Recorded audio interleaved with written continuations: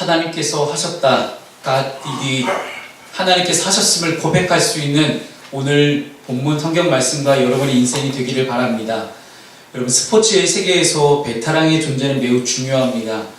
위기 상황에서 베테랑은 경험에서 나오는 자신감과 용기로 팀원들을 이끌어갑니다. 그래서 베테랑들은 한두 번의 오심이나 혹은 역전을 당하더라도 심지어 큰 점수 차이로 지고 있어도 얼마든지 극복할 수 있다는 것을 알고 있습니다. 그래서 베테랑들은 두려워하지 않습니다. 두려워하지 않으니 그들은 자신의 실력대로 경기에 임할 뿐입니다. 그들은 이기는 법을 알고 있기 때문입니다. 그들의 수많은 상처와 트로피가 그것을 증명해 주고 있습니다. 여러분, 영적인 영역도 마찬가지입니다. 한 번 실패했다고 해서 자신을 실패자로 낙인 찍을 필요는 없습니다. 성경 속의 인물들도 대부분 한 번 이상의 큰 실수를 저지른 적이 있는 그런 사람들입니다. 그들이 보통 사람과 달랐던 점은 자신을 실패자로 보지 않은 그들의 시선이었습니다. 그들은 하나님께 화를 내거나 환멸에 빠지는 대신에 회개하고 그분께 돌아가는 영적인 모습을 보여줍니다. 그러자 하나님은 그 실패자들을 승자로 변화시켜 주십니다. 오늘 본문의 내용은 눈물 없이는 볼 수 없는 이상가족의 상봉의 모습입니다. 우리가 아마 우리 어린 학생들은 기억이 아니죠. 아예 처음부터 못 봤겠지만 어렸을 때 기억하시죠? 이상가족 상봉, 이상가족 찾기 해서 막 온갖 벽보부터 시작해서 막 다 붙여놓고 만나서 서로 끌어안고 우는 모습을 보면서 그 모습이 이제 영화 국제시장에도 한 장면으로 삽입이 되었었는데, 그렇게 우는 모습이 바로 오늘 요셉과 형들의 만남이 아닐까 싶습니다. 저희 가정에도 아픈 비사가 있습니다. 저희 친할아버지 할머니께서 일찍 이제 돌아가셔서 저희 아버지와 고모님 딱 한 분 계시는데 둘이 떨어져 살았던 겁니다. 둘이 이제 돌볼 사람이 없으니 이 두 분을 각각 친척집도 아닌 다른 집에 맡겨져서 그렇게 살아오다가 몇십 년의 세월이 흐른 후에 저희 부모님이 저희 고모님을 찾아내셨어요. 그래서 만나서 고모님이 저희 할아버지 할머니 이제 산소에 가셨는데, 그때 산소를 붙잡고 우시는 모습이 저는 아직도 기억이 나요. 벌써 거의 한 30년이 다 돼가는 그런 옛날의 일임에도 불구하고 그 고모님을 처음 만났을 때 저는 어색했지만 그 고모님이 할아버지 할머니 산소를 붙잡고 순자 왔다고, 저희 고모님이 순자입니다. 예. 순자 자자 이제 여사님이신데 우리 순자 왔다고 이렇게 막 울면서 매달리는 그런 모습들을 보았어요. 그래서 가족이 주는 그런 애틋함이 있습니다. 아무리 지지고 볶고 싸워도 결국 가족은 가족이지요. 그래서 저희가 다음 주가 되면 이제 설 명절이 있습니다. 이제 아마도 주일부터 다들 바쁘게 움직이실 것 같은데, 우리 최 권사님도 이제 전주 내려가셔야 되잖아요, 그죠? 다 올라오나요? 반대로 잘하셨습니다. 힘든 게 안 내려가시고 제가 볼 때 이쪽 아이들은 또 힘들게 내려가나 마나 이제 아마 또 기로에 서 있을 것 같은데, 힘든 길이지만 그 힘든 길을 마다하고 그렇게 내려갈 수 있는 이유는 무엇입니까? 가족이 주는 그런 소중함 때문 아니겠습니까? 오늘 요셉은 아마 형제들을 붙잡고 이미 벌써 속에서는 울음이 터져 나왔는데 그거를 꾹꾹 눌러 담고 오늘에서야 은잔이 발견되고 다시 형들이 이 성으로 돌아와서야 비로소 그는 눈물을 터뜨립니다. 얼마나 13년 동안 억눌러왔던 눈물을 터뜨릴까요? 하지만 이 요셉의 고백에는요, 이 모든 되어진 일들, 13년의 오늘 이 순간까지 되어진 일들을 다 하나님께서 하셨다라고 그는 고백하고 있습니다. 사랑하는 여러분, 오늘 본문 말씀을 통해서 저의 여러분의 인생 가운데 지나고 보니 하나님께서 하나도 만지시지 않은 부분이 하나도 없더라는 고백이 저와 여러분의 인생 가운데 있었으면 좋겠습니다. 여러분, 2019년이 시작된 지 벌써 한 달이 됐습니다. 그리고 이제 1월달에 마지막 주인 4주째죠. 여러분, 2018년 마지막 송구영신 예배 기억하십니까? 그때 내가 어떤 다짐을 했었는지 여러분 기억하십니까? 여러분, 그 다짐들, 그 다짐들을 하고 2019년을 맞이했는데 2019년 12월 31일 날 여러분은 어떤 고백을 하시겠습니까? 2019년 12월 31일 마지막 송구영신에 함께 모였을 때 저와 여러분의 입술에서는 하나님께서 2019년 한 해를 인도하셨습니다 라는 그런 멋진 고백이 나올 수 있기를 주님의 이름으로 축원합니다. 그러기 위해서는 첫 번째 우리가 해야 될 것이 무엇입니까? 하나님의 주권과 하나님의 섭리를 인정해야 됩니다. 오늘 본문의 5절 말씀을 함께 읽겠습니다. 시작. 당신들이 나를 이곳에 팔았다고 해서 근심하지 마소서, 한탄하지 마소서. 하나님이 생명을 구원하시려고 나를 당신들보다 먼저 보내셨나이다. 아멘. 요셉은 북받치는 감정을 억제하지 못하고 자신의 정체를 형제들에게 밝혔습니다. 그 순간 터져나오는 울음을 참을 수가 없었죠. 아마 그 울음에는 수많은 감정들이 섞여 있었을 것이라 생각합니다. 그 후에 요셉은 자신의 정체를 형들에게 밝혔고 형들은 믿어지지 않는지 아무 말도 할 수 없었습니다. 여러분, 사람이 너무 놀라면 아마 말을 못하게 되는 게 당연한 것 같습니다만은 그런 형들에게 요셉은 당신들이 애굽의 판자라는 사실을 밝히고 있습니다. 형들과 요셉 외에는 아무도 모르는 사실이에요. 마치 고구려의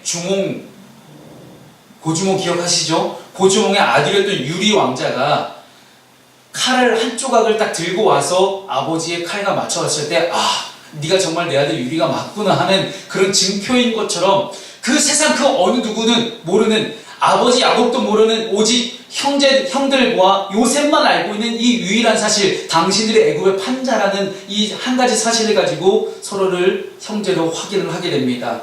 형들이 얼마나 놀랐을까요? 힘없이 형들에게 살려달라고 외치며 미디안 상인들에게 팔려갔던 17살의 동생이 이제는 강대국, 세계 최 강대국 애굽의 총리가 되어서 위에 높은 보좌 위에 앉아있는 것입니다. 아마 많은 생각들이 겹쳤을 걸 생각합니다. 이젠 죽었구나. 난 끝났구나. 내가 쟤를 팔아넘겼는데 이제 쟤가 우리를 죽이겠구나. 이제 쟤가 우리를 팔아넘기겠구나 하는 걱정과 두려움이 밀려들기 시작했을 그때에 요셉은 이렇게 말을 합니다. 당신들이 나를 이곳에 팔았다고 해서 근심하지 마소서, 한탄하지 마소서. 우리가 볼 때 어린 시절 억울하게 노예로 팔려갔고 그리고 감옥에까지 갇혔다가 그렇게 억울한 누명까지 썼던 13년을 그렇게 고생했던 요셉이 지금 앞에서 애굽의 총리 앞에서 바짝 엎드려서 두려워 벌벌 떨고 있는 그 형들에게는 복수하기 가장 좋은 타이밍이 아닐까 싶습니다. 가장 통쾌하게 복수할 수 있는 이 타이밍에 요셉은 그렇게 하지 않았습니다. 참 아쉬우십니까? 어떻게 한국 사람들이 복수극 좀 좋아하잖아요, 그죠? 이쯤에서 딱 극적인 반전과 복수극이 좀 일어났으면 좋겠는데 그것이 아니라 요셉은 자신의 인생을 송두리째 흔들어놨던 상대들이 앞에 있음에도 불구하고 그것도 무방비 상태로 내가 마음 놓고 어떻게든 할 수 있는, 그리고 그들 또한 지금 은잔을 숨긴 누명을 쓰고 앞에 끌려와 있는 그들을 볼 때 당연히 복수의 말이나 행동이 튀어나가야 함에도 불구하고 요셉은 그렇게 하지 않습니다. 왜 이런 행동을 했을까요? 요셉은 하나님의 주권과 섭리를 인정할 줄 아는 그런 사람이었기 때문입니다. 다시 말한다면 요셉은 자신의 인생을 돌아보고 자신의 인생을 해석할 때 내가 이끌어간 인생이 아니라 하나님께서 인도하신 인생이라는 그런 영적 해석을 내렸기 때문입니다. 여러분, 사람의 믿음이라는 것은 관점을 의미합니다. 어떤 관점이냐? 내 인생을 내 주관대로 보는 관점이냐? 아니면 하나님의 관점과 하나님의 눈으로 보는 인생으로 살 것이냐? 쉽게 말해서 자신을 애국으로 보낸 것이 형들이 아니라 자신을 그때 미디안 상인들한테 넘긴 사람은 형들이 아니라 하나님이었다는 것입니다. 자신을 수많은 13년의 여러 상황 속에서 연단시키신 것도 하나님이시고 자신을 이 시간에 애굽의 총리로 서게 해주신 것도 하나님이심을 그는 믿었기 때문입니다. 여러분, 이 섭리라는 단어는 이 세상을 다스려 나가시는 하나님의 통치를 가리키는 말입니다. 하나님의 인간의 크고 작은 모든 일들을 계획하시고 간섭하시면서 또한 하나님의 뜻을 이루어 가십니다. 요셉의 말을 보면 내가 등장하기보다는 나라는 사람이 부각되기보다는 끊임없이 그는 하나님을 등장시키고 있습니다. 자신의 인생의 전면에 딱 내세우는 것은 그는 하나님이었습니다. 하나님 온전히 내 삶의 주인 되시고 하나님만이 내 삶을 인도해 가셨음을 그는 분명하게 하나님만 주구장창 이야기하고 있는 것입니다. 자신이 일어난 모든 일들이 하나님의 섭리 아래에 있었음을 그는 확실하게 믿고 있었습니다. 그리고 그 믿음을 바탕으로 하나님은 요셉의 인생을 형통하게 만들어 가십니다.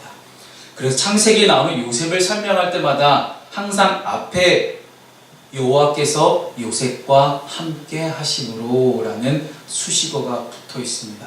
여러분 정확히 이야기하자면요, 여호와께서 요셉과 함께 하셨다는 뜻은요, 일방적인 뜻이 아닙니다.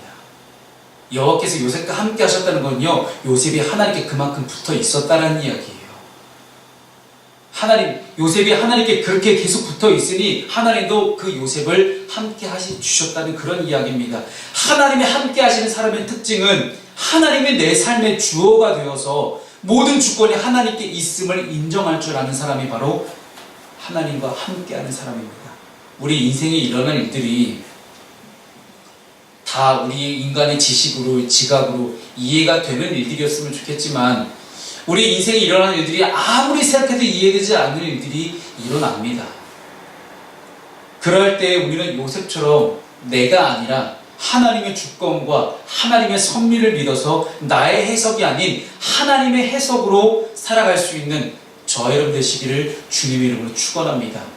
하나님의 주권과 섭리를 인정할 때 두 번째는 무엇입니까? 분명한 하나님의 계획이 있음을 우리가 믿는 것입니다. 오늘 본문 9절 10절 말씀을 함께 읽겠습니다. 시작. 당신들은 속히 아버지께로 올라가서 아뢰기를 아버지의 아들 요셉의 말에 하나님이 나를 애굽 정복의 주로 세우셨으니 지체 말고 내게로 내려오사 아버지의 아들들과 아버지의 손자들과 아버지의 양과 소와 모든 소유가 고센 땅에 머물며 나와 가깝게 하소서. 아멘.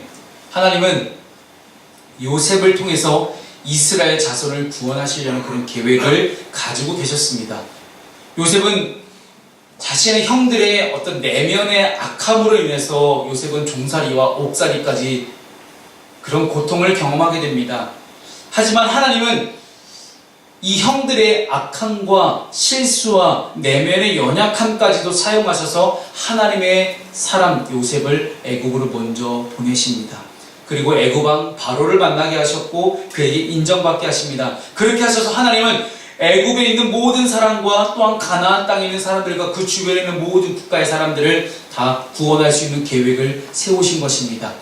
그래서 7년 풍년과 7년 흉년을 주신 까닭은 무엇입니까? 온 인류를 구원하시려는 하나님의 계획을 만천하에 공개하려는 하나님의 높은 뜻이 있는 것입니다. 언제부터 요셉이 이 하나님의 계획을 알았는지는 알 수는 없습니다. 하지만 분명한 사실은 본문 10절을 보게 되면 요셉이 이미 가족들이 거주하게 될 땅까지 생각해 놨다는 사실입니다. 그것도 이집트 나일강 하류의 삼각지 지역에 있는 고센 땅, 비옥한 땅입니다. 농사도 잘 되고요, 모든 것이 다 갖춰진 그 고센 땅에 자신의 가족들을 살 수 있게끔 미리 장치를 다 마련해 둡니다. 자신이 애굽에 오게 된 것이 우연이 아니라 분명한 하나님의 계획임을 그는 믿었던 것입니다. 그래서 하나님의 사람에게는 우연이란 없습니다. 하나님의 사람에게는 오직 단 한 가지 필연만 있을 뿐입니다. 하나님의 계획 가운데, 하나님의 섭리 가운데 반드시 이루어지는 인연의 끈이 분명히 하나님의 사람들에게는 있다는 사실입니다. 요셉이 미리 택해놓은 이 고센 땅, 형들이 목축도 할 수 있고요, 농사도 지을 수 있는 그런 비옥한 땅입니다. 애굽에서 양식을 충분히 공급받을 수 있는 그런 비옥한 땅입니다. 사랑하는 여러분, 우리의 삶도 마찬가지 아니겠습니까? 돌아보면 지금 내가 경험하고 있는 너무나 견디기 힘든 상황들, 아니면 내가 아닌 다른 사람 때문에 겪게 되는 고통의 순간들, 예상하지 못했던 문제들이 우리의 삶에 나타나고 있지는 않습니까? 그런 고통의 순간 가운데 그럴 때마다 하나님이 나와 함께 하시지 않는 것 같고 나에게 일어난 모든 문제의 원인을 다른 사람에게 돌리기도 하는 그런 잘못된 오류를 우리가 범하고 있지는 않습니까? 지금 우리가 겪고 있는 모든 문제들에게 분명한 하나님의 계획이 있음을 이 시간 우리 믿으시기 바랍니다.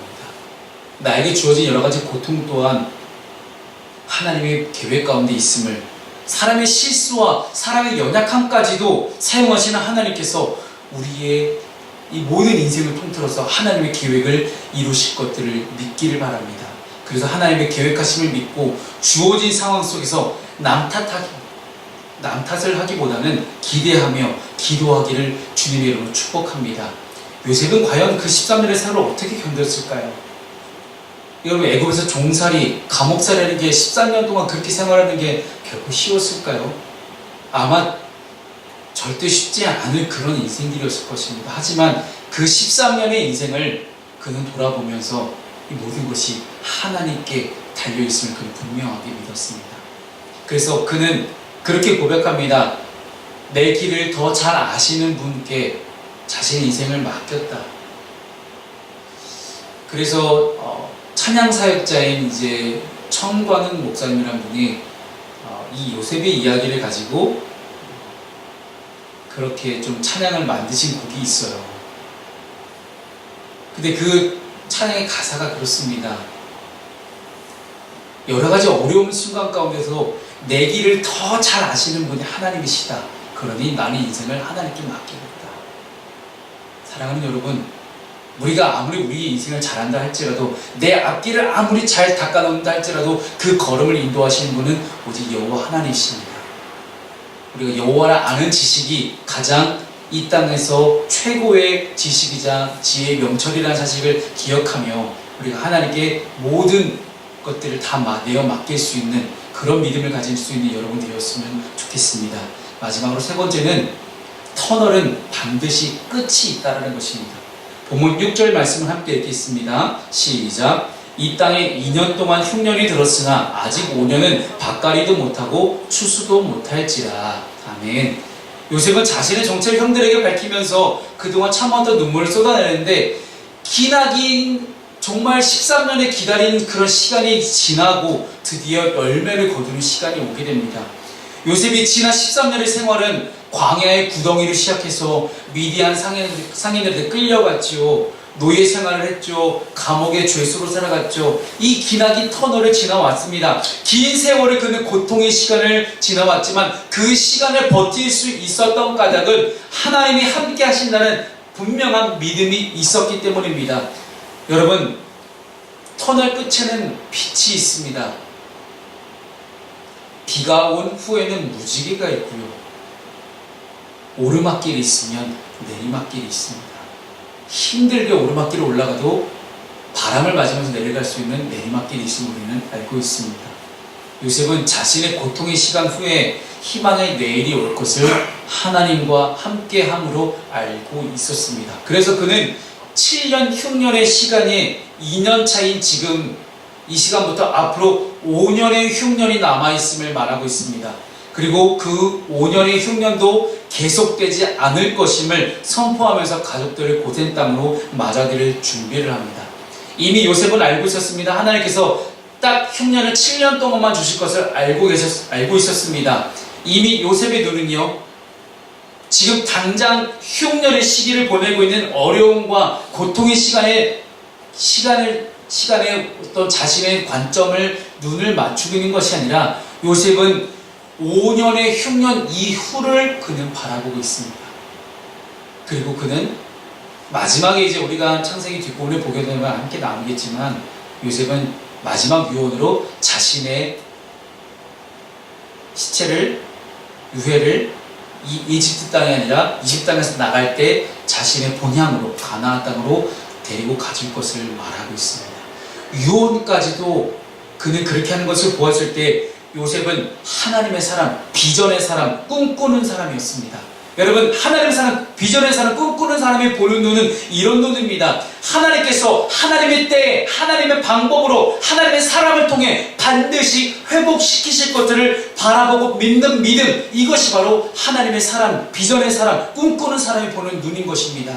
왜 요셉을 꿈꾸는 자라 보는 것 이야기하는지 아십니까? 단순히 17살 때 꿈을 꾸었다고 해서 꿈꾸는 사람이 아니라 하나님이 보여주시는 그런 비전을 볼 수 있는 사람이었기 때문입니다. 지금 당장의 상황과 현실을 보는 사람이 아니라 그 너머에 계신 하나님이 나의 삶을 어떻게 인도하실지를 바라볼 줄 아는 사람이었기 때문에 우리는 요셉을 꿈꾸는 사람, 비전의 사람이다라고 별명을 붙이고 있는 것입니다. 어느 누가 5년 이후의 흉년이 끝난 이후의 삶을 바라보고 있겠습니까? 당장 이게 풀칠하기도 힘들고 어려운데 그저 지금 이 5년이 빨리 지나가기만을 바라고 있지, 이 5년의 세월을 내가 또 어떻게 버티지, 어떻게 버틸까라는 생각만 하고 있지 5년 이후의 생활을 그는 바라보고 있지는 않았던 것입니다. 그래서 그는 가족들이 살 수 있는 고센 땅을 이미 다 마련해놓고 형들에게 모든 것들을 다 밝히고 있는 그런 요셉의 모습입니다.